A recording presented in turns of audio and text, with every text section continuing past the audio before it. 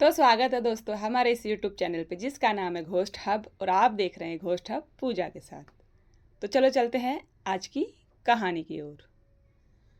मेरा नाम मानव है और आज मैं ये जो आपको कहानी बताने जा रहा हूँ ये मेरे घर की ही कहानी है और यह एक ऐसी कहानी है जिसे सुनकर आपके होश उड़ जाएंगे और आपको इस कहानी पे विश्वास ही नहीं होगा।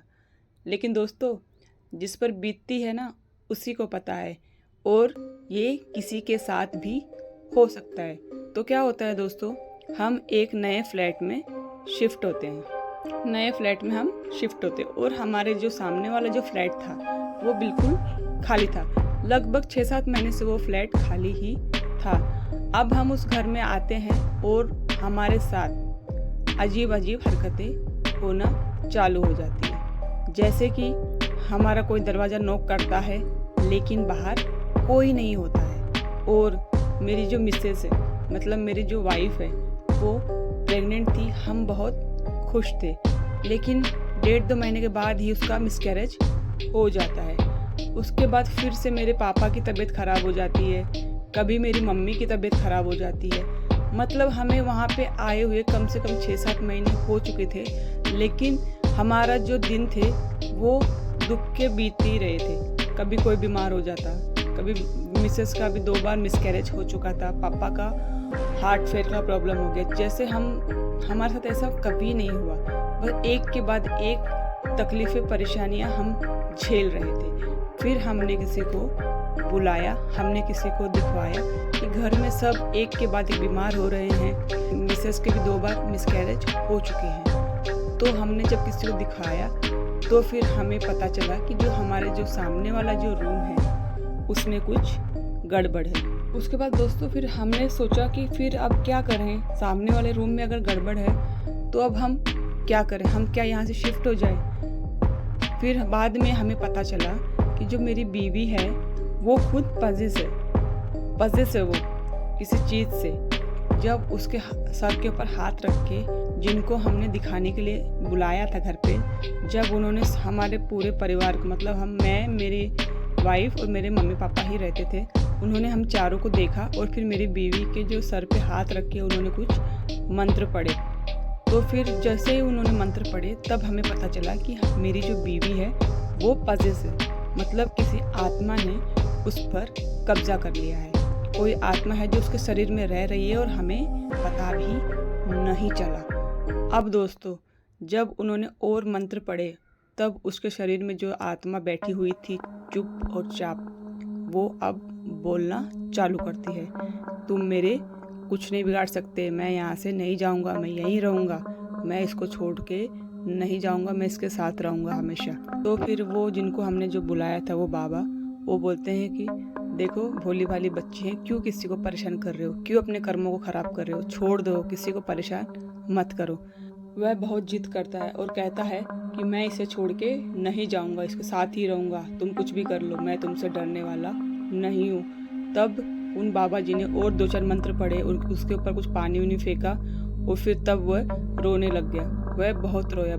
मेरी जो वाइफ थी उनके शरीर में वो था और वह उनके शरीर में ही बहुत रो रहा था। मतलब मेरी वाइफ ही रो रही थी लेकिन वो मेरी वाइफ नहीं थी, उनके शरीर में वो प्रेत आत्मा थी।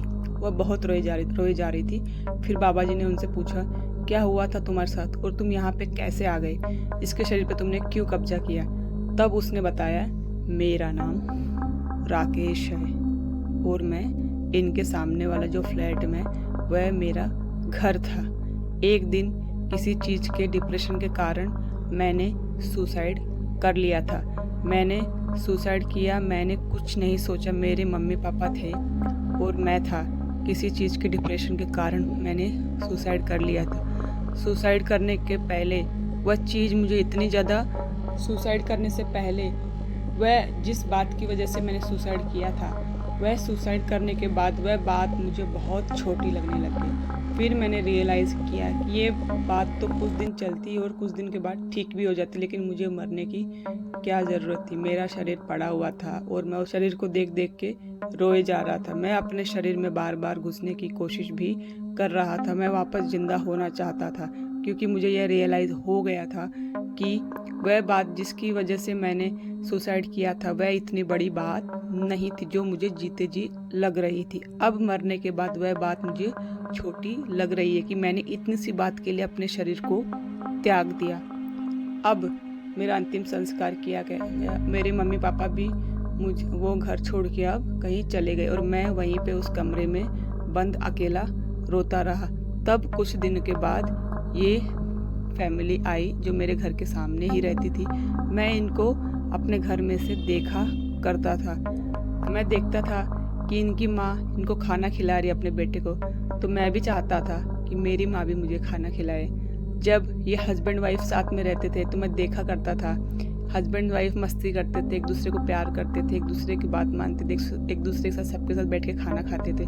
तो मैं भी चाहता था मैं भी, मेरी भी वाइफ हो, मेरा भी परिवार हो, माँ बाप हो, मैं भी साथ में बैठ के खाना खाऊं। जब ये खाना खाते तो मेरा भी मन करता था खाना खाऊं। जब ये पानी पीते तो मेरा भी मन करता था पानी पीऊं। जब ये अपने मम्मी पापा के साथ बैठता था तो मेरा भी मन करता था कि मैं भी अपने माँ बाप के साथ, अपने मम्मी पापा के साथ बैठूं और खाना खाऊं। तो फिर वो मुझे एक जलस सी फील होने लगी कि मैं मर गया तो मैं इनको भी जिंदा नहीं छोड़ूंगा। और फिर एक दिन जब ये प्रेग्नेंट थी, इसकी वाइफ थोड़ी बाहर घूम रही थी, तो मैंने इसको पजेस कर लिया और मैं 4-5 महीने से इसके शरीर में रह रहा हूँ। फिर बाबा जी ने उसे समझाया कि देखो अब तुम एक प्रेत आत्मा बन चुके हो, तुम्हारा शरीर नष्ट हो चुका है, अब तुम किसी को तकलीफ मत दो और हम तुम्हारे मम्मी पापा से बात करके तुम्हारे लिए पिंडदान वगैरह कराएंगे। तो फिर दोस्तों क्या होता है कि वह अपने गलतियों की माफ़ी मांगता है और वह वहाँ से मेरी बीवी को छोड़ के वह चला जाता है अपने घर में और वो कहता है कि मैं किसी को परेशान नहीं करूँगा। और फिर हम सबको एक लॉकेट दिया जाता है, ताबीज़ दिया जाता है। हम सब वो ताबीज़ पहनते हैं। हम कुछ दिन वहाँ रहे, 2-3 महीने रहे, लेकिन फिर भी हमें वो एक डर, वो दरवाजे की तरफ देख के हमेशा वही डर हमारे मन में बैठा रहता था कि वह हमें देख रहा होगा, वह हमें देख रहा होगा। इसलिए हमने वो 2-3 महीने के बाद ही वो फ्लैट खाली कर दिया। आज हम कहीं और शिफ्ट हो गए। आज मेरे 2 बच्चे हैं और हम सब बहुत खुश हैं। तो दोस्तों अगर आपको भी हमारी कहानी पसंद आती है तो हमारी कहानी को लाइक, शेयर एंड सब्सक्राइब जरूर करें। जय भोलेनाथ।